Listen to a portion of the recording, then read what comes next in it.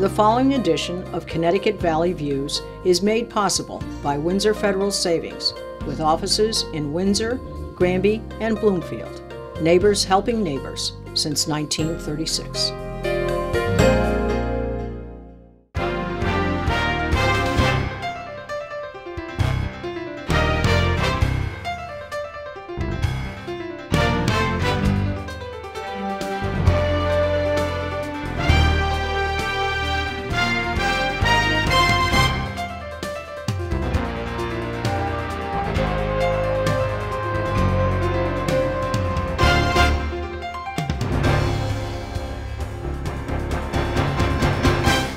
Hello, I'm Susan Regan, your host for Connecticut Valley Views, and today we're going to be discussing a very important program. It is the Easy ID license plate program.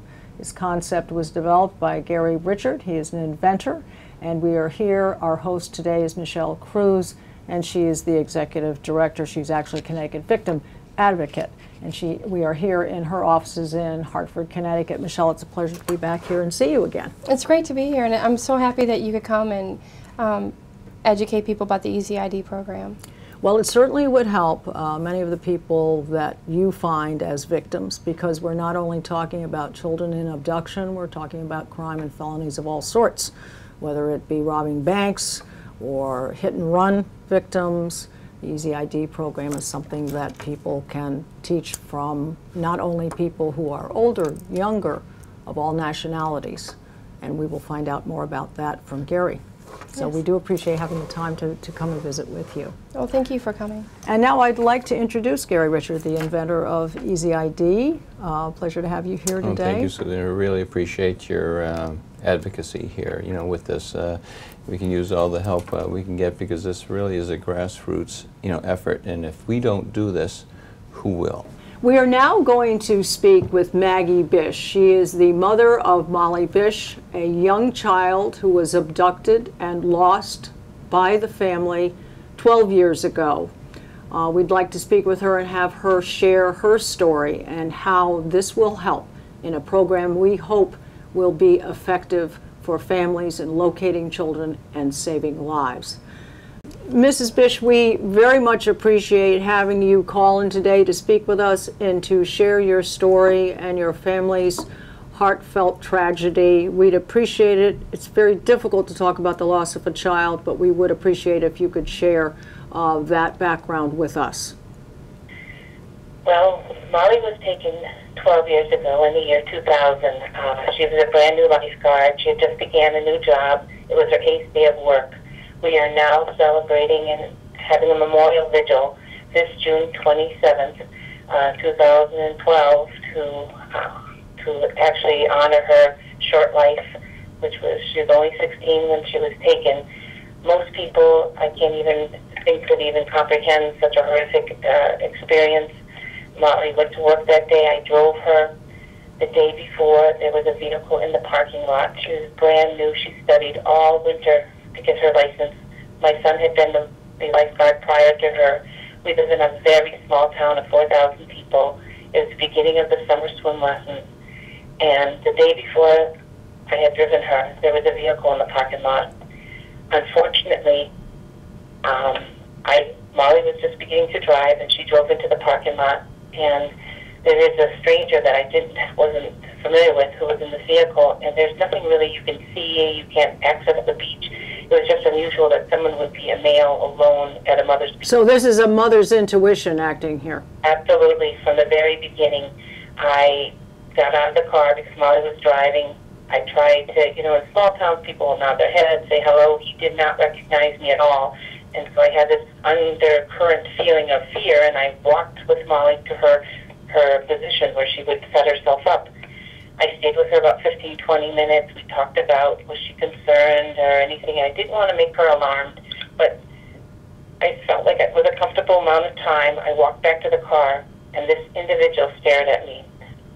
Like a mother bear, I'm a teacher, I'm a mother. I have that stare. I gave it back to him, but he was so cocky, he just looked at me. And I can tell you to this day, that haunts me. When I got back to the car, I was pretending that I was getting my pocketbook. I bent down. I wasn't going to leave her if he was still going to be there, but I acted as if I was getting this, and then he pulled right out of the parking lot. Unfortunately, I never got that license plate number. And so at the time, did it occur to you that maybe you should say something to someone or alert someone? I think because we live in such a small town, and I think we don't believe this could happen to us. We don't think people are evil. I couldn't imagine it, but this feeling was within me. That night I talked to Molly. Was she afraid? Did she seem concerned? I was upset that I had not. You know, it's just a very white, nondescript old car. But after that, the very next day, Molly went to work. I drove her. I stayed with her. There was no vehicle. I made sure she was alone when I left her. There was nobody there. People were coming soon to start the lessons. But by 1:30 that afternoon, I got the report that Molly had been missing. We have a 3 to 7 minute window of someone taking Molly. Nobody knew at the time what had happened. It was very, very confusing to both local police and to everyone because nobody wanted to believe this could happen. But since that time, what I've learned is predators do hang around beaches. They do make plans. They're very smart. They know what they want to do. I have had to live with the guilt. I never reported that man. I just felt almost like a relaxed, oh my God, I breathed after he left. But for the very next day, for Molly to go missing, my fear was this man was involved. Why did I not have the license plate? Could I have changed history? Could Molly's life have been different? You know, there's not a day that we don't think about Molly. We don't miss her. My morning starts with her, and my prayers at night end with her. She's a part of our family. There's a missing link. Any fat person who's ever lost somebody they love so much, it changes your life.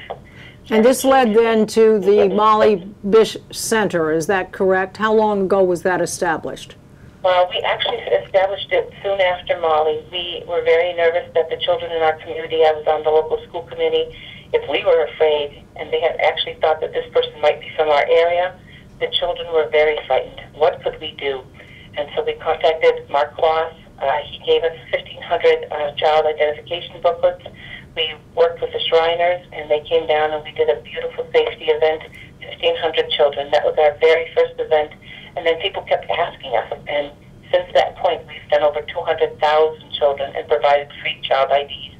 We have, worked on legislation. We have gone to anyone who's called us. We've spoken across the country. We've learned things that we didn't know. We know what best practices need to be. We've worked with police and FBI, and if there's something they can learn from our cases, then we work collectively to make a difference.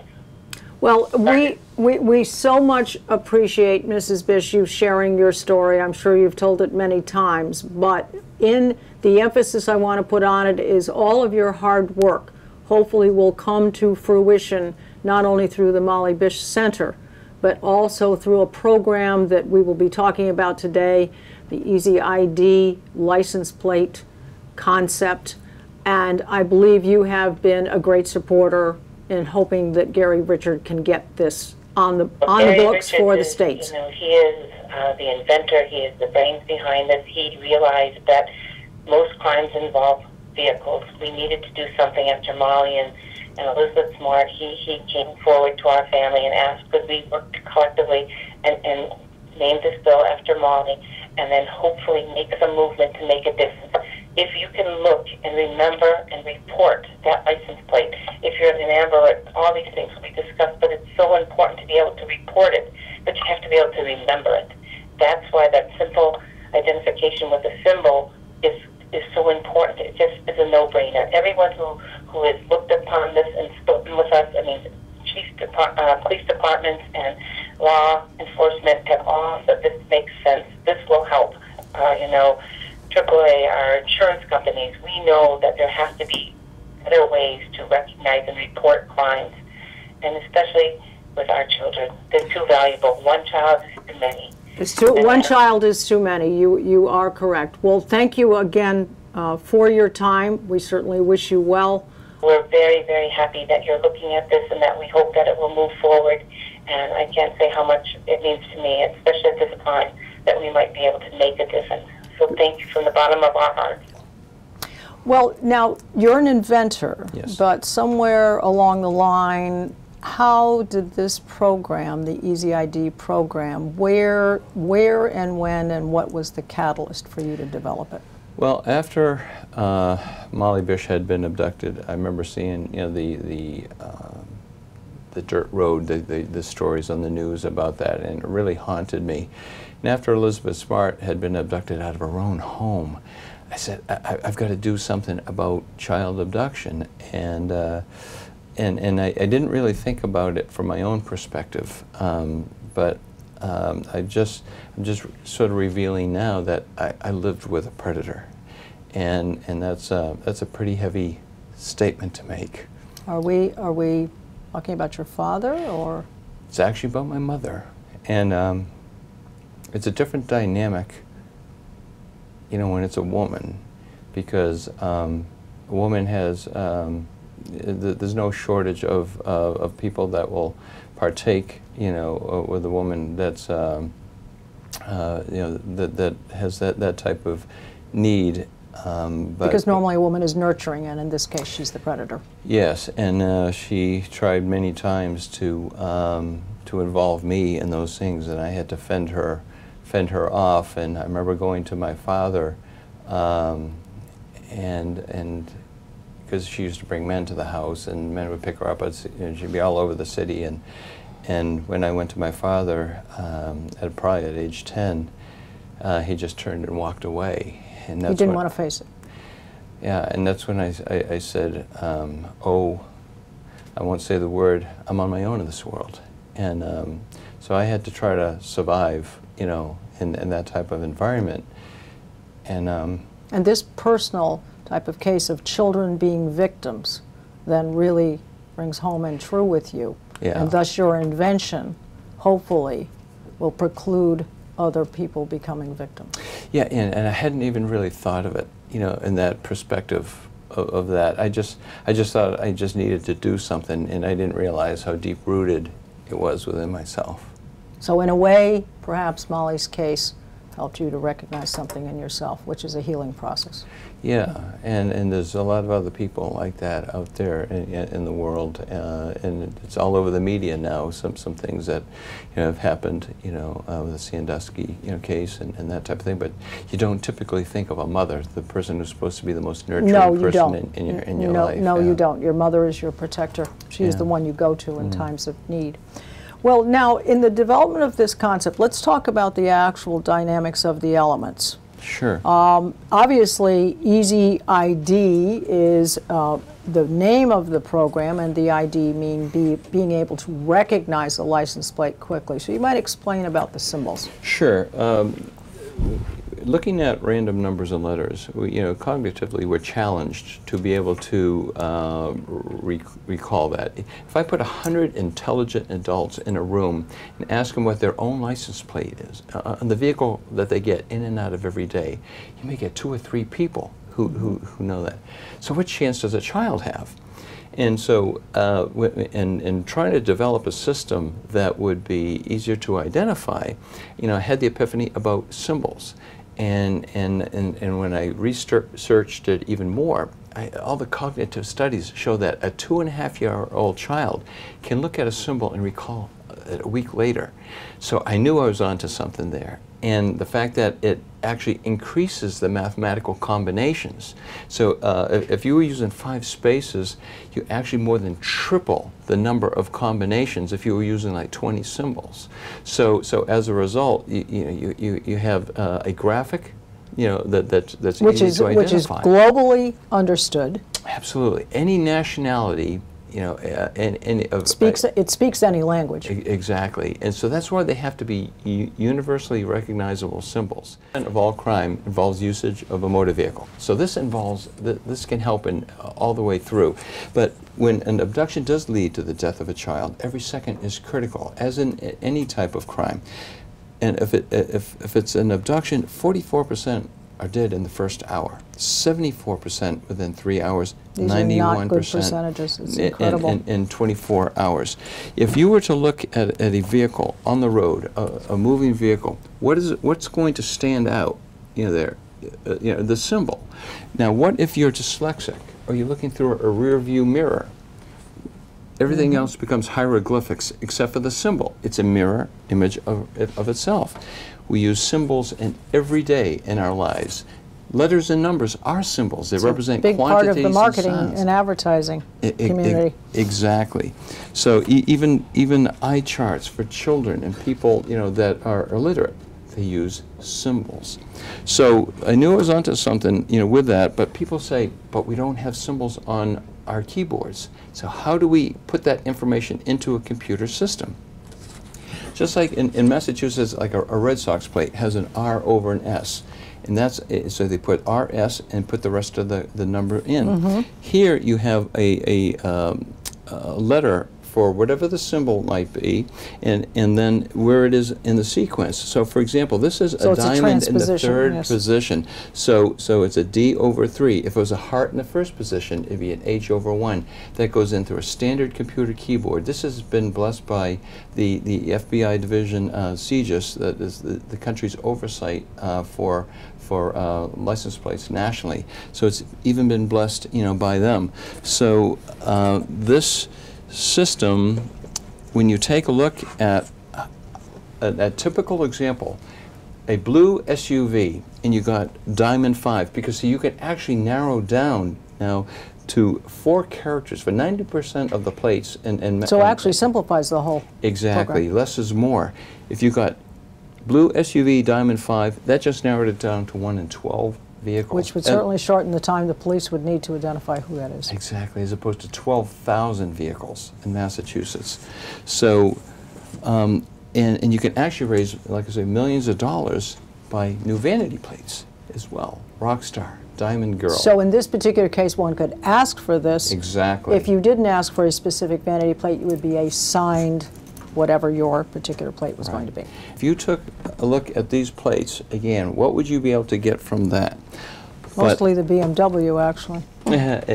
Well, actually, that's another identification marker. If you take a look at where the manufacturer's logos are, they're right by the license plate. They figured out a long time ago where your eye is drawn to. But I call them new words. And it's a way of making every license plate instantly identifiable. Pop, that's not a word. Bob with 2 B's, that's not a word. But if you looked at it, you would instantly recognize it. So if you got that, you have it completely, and you don't even have to get any the rest of the information about the vehicle. So in 1 second, all the key elements are right there. Exactly. A name, a symbol, and you're done. I would be teaching the kids, you know, not only through the Molly Bish Center, but car bingo.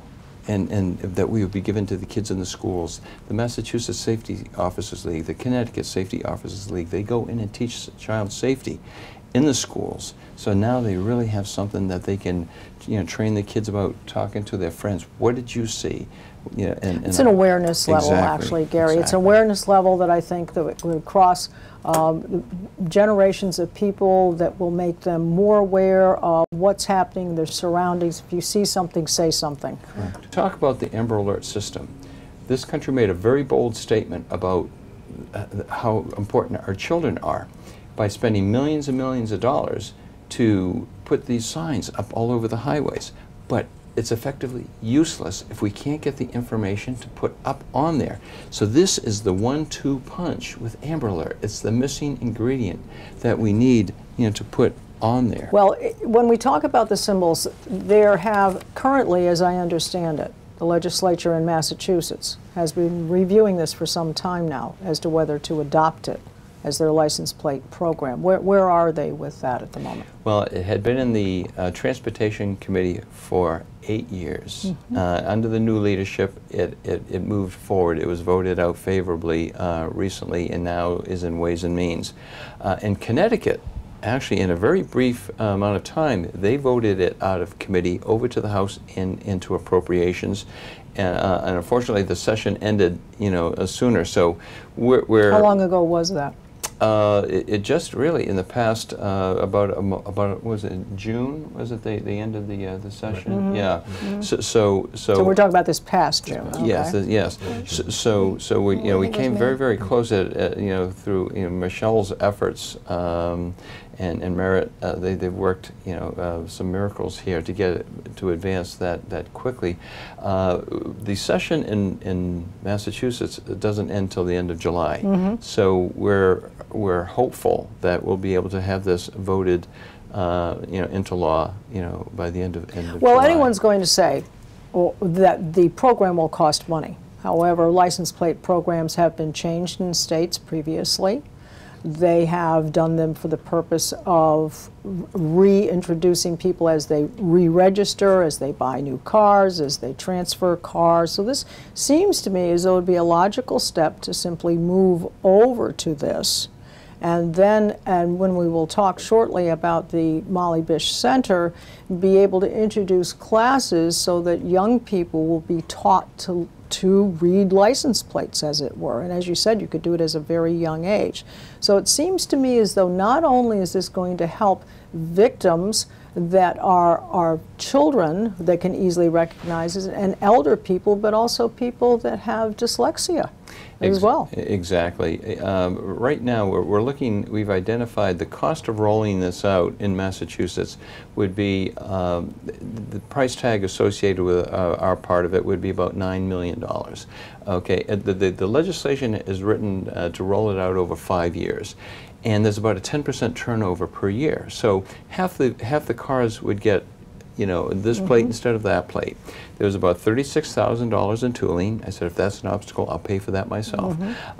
But the revenues, see, in Massachusetts, they get well, $75 a year for vanity plates. So even though this is mandatory for the general issue plates, and I need to point that out, if you have a specialty plate, a vanity plate or a low number plate, those are already more highly identifiable. So that doesn't affect you. And people do recognize them too. Yes. There's no question. Yes. So this is only for the general issue plates that are random numbers and letters right now.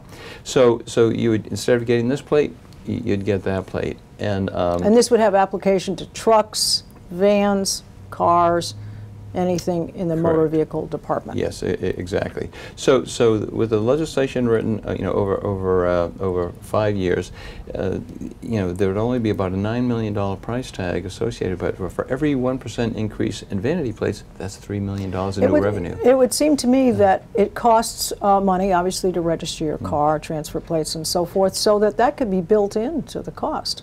As people re-register, there's an additional, whatever it is, X amount, and that is for the new plate program. Yes. I think people would welcome it if they're going to help, with a weapon against crime. Yeah, in Massachusetts, at the tolls, if they follow the national average, they lose probably about $38 million a year because they can't identify the plates, and these are already been recognized as easier to identify. So when you look at the cost to society, the court costs, cost of investigation, almost immeasurable, insurances and all. So the police have been so supportive of this. The District Attorneys Association, AAA, now has gotten behind this. The insurance companies are getting behind this because it's such a no-brainer. People say, why haven't we done this before? And that's been part of the feedback. Gee, is there something wrong because nobody else has done this before? Exactly. Well, the concept and the idea, we are hoping that will become part of the fabric not only of Connecticut, Massachusetts, but the whole of the United States. And I would like to make a point here. There has been no money on your part. You're not looking to make money out of this. You've actually invested your time, your effort over the years in this program, and you simply are trying to give back, and perhaps it may be because of your own personal situation. Yes, it's a nonprofit, a 501c3 nonprofit, and this has cost me thousands of dollars, thousands of hours, but it's just the right thing to do. So yeah, there is no commercial enterprise. I was asked by one of the legislators, said, come on, Gary, what's in it for you? You're not Mother Teresa. And I said, oh, yes, I am. But certainly I'm not in that league. But we've become so jaded in society, we always look for who is going to make the commercial gain. Exactly. But in your case, well, it's been a great pleasure to speak with you. We certainly hope that this concept is taken forward and that you will see it come to fruition. Well, all we need is one state, and this is going to go across the country. It's not if, it's just when. I totally agree. Yeah. Totally agree. Well, thank you very much. My pleasure. I appreciate it. And now I would like to speak to Jay Gardiner. and he is the executive director of the Molly Bish Center. And as we have spoken to Mrs. Bish, when did you get involved? You've been there from the beginning, is that correct? I have not. Actually, I've been there a year. A year. First of all, thank you for the opportunity to be here. Most of my time, my 30 years of my career was actually inside of government. I was working in public health and health and human services. I served as the commissioner for health and human services for the city of Worcester. And a year ago, an opening came up at the Molly Bish Center. And teaching is an important piece of what I do, and certainly prevention. As the commissioner, that was important in public health, and I think I could actually kind of combine those two, and so I took an opportunity to go over to the Molly Bish Center at Anna Maria College. We're located in Paxton, 200 acres up in Paxton, Massachusetts, in Central Mass. About 1,500 enrolled students, and really the mission of Anna Maria College is about community engagement and stewardship. A wide variety and portfolio of academic programs and subject matter, but the Molly Bish Center really is a focal point and really illustrates very well, I think, the importance of Anna Maria College and its interactivity with the community. What are the objectives of the Molly Bish Center? Yeah. Obviously, it's to help other families, but what do you see as your mission statement and your key objectives? The mission statement is very general and very broad. It says, for the protection of children and the elderly. How this came about was John taught at Anna Maria College at that time. He was a probation officer, and it seemed appropriate that a center be put into place. It was actually built just after the remains of Molly Bish were found in 2003. Actually, her remains were found. The case, but the case has not been solved. That's very important to understand. There's no closure for the family. That still continues. It is the most costly and the most lengthy search in Massachusetts. And you know, the Bish family, Maggie, John, and the whole family, they're very inclusive in their missionary work, really is what it is, in their advocacy for families. Just recently, at the end of May, we had Missing Children's Day in Massachusetts, and we honored and remembered 42 missing children here in Massachusetts at the time. Connecticut does the same. Each state celebrates and remembers and honors the missing children, young lives, and it's important that we do. But to take that advocacy and that mission a step further, and that is what we're doing with the Easy ID program, is to how do we make a difference? How do we prevent another family, another tragedy, another unimaginable heartache?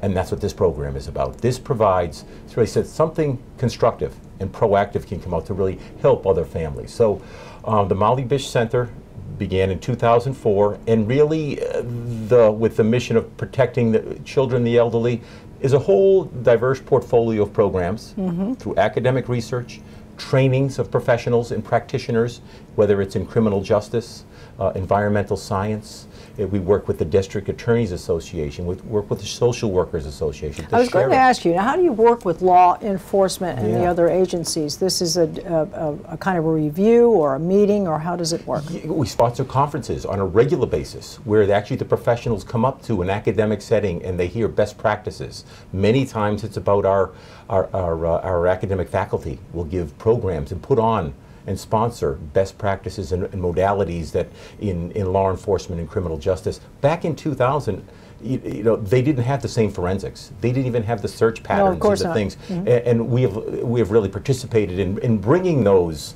really state-of-the-art methods to law enforcement, and it's so critical, and it really can change. You know, today we see Molly Bish's, some of the evidence is being reviewed with new DNA research and forensics. Actually, that technology is changing so quickly. It's about every 6 months. It's kind of like the new computer. Exactly right. New upgrading of technology. So we're very hopeful that at some point, whether it's going to be a break, you will get an answer to that. Closure. It's not going to bring Molly back. No. Or many of these other children. You know, there's another case in Central Mass. But it could prevent things. Wouldn't it be something that we would be able to say all of this hard work and this heartache, but a positive came out of that, and that's what Maggie and John. And that's Bish where we see the Easy ID program fitting into this perfectly, because it's another, as I said earlier, another weapon against the felonies that have been committed. I've been on the job about 3 weeks. This is a true story.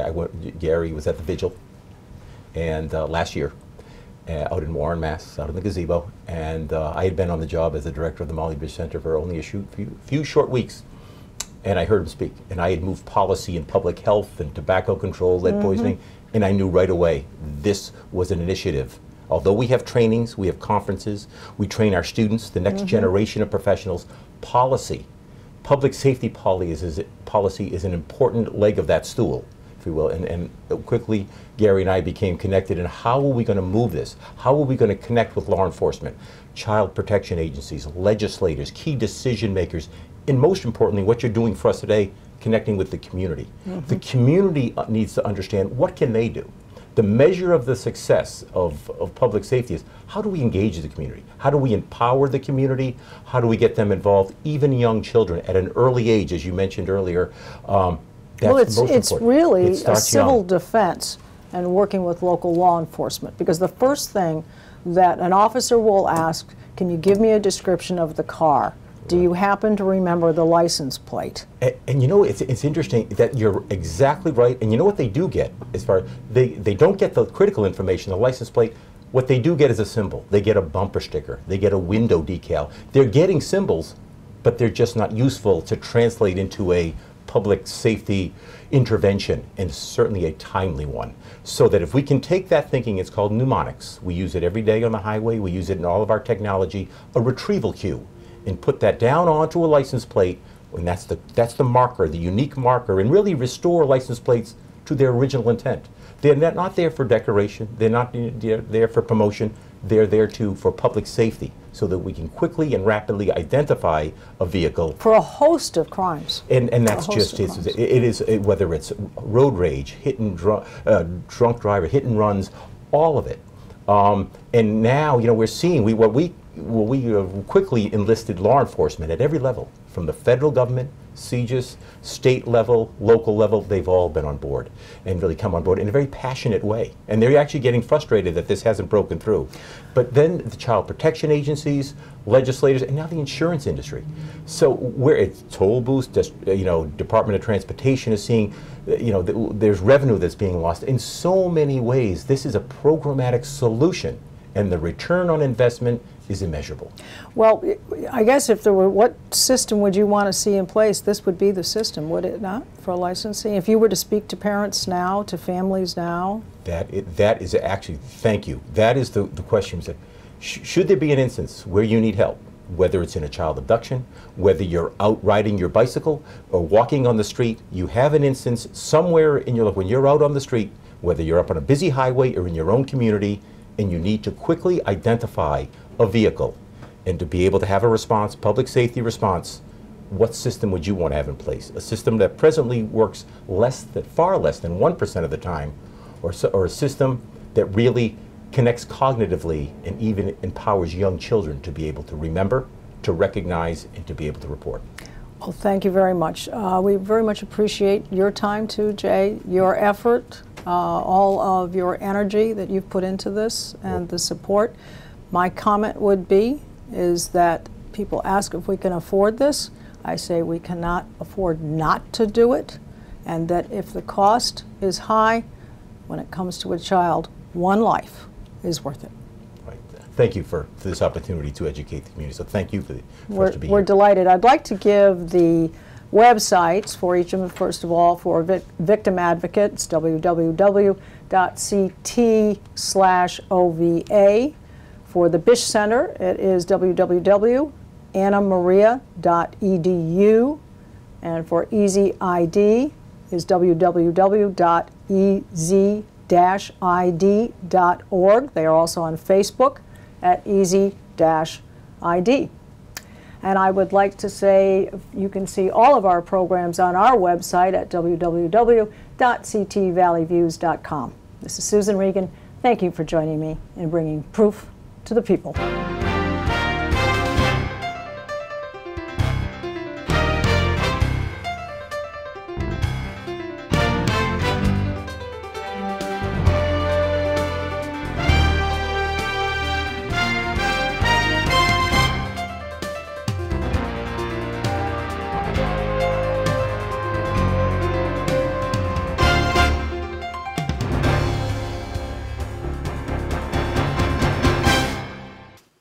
Our thanks to Windsor Federal Savings for making this program possible. Neighbors Helping Neighbors since 1936.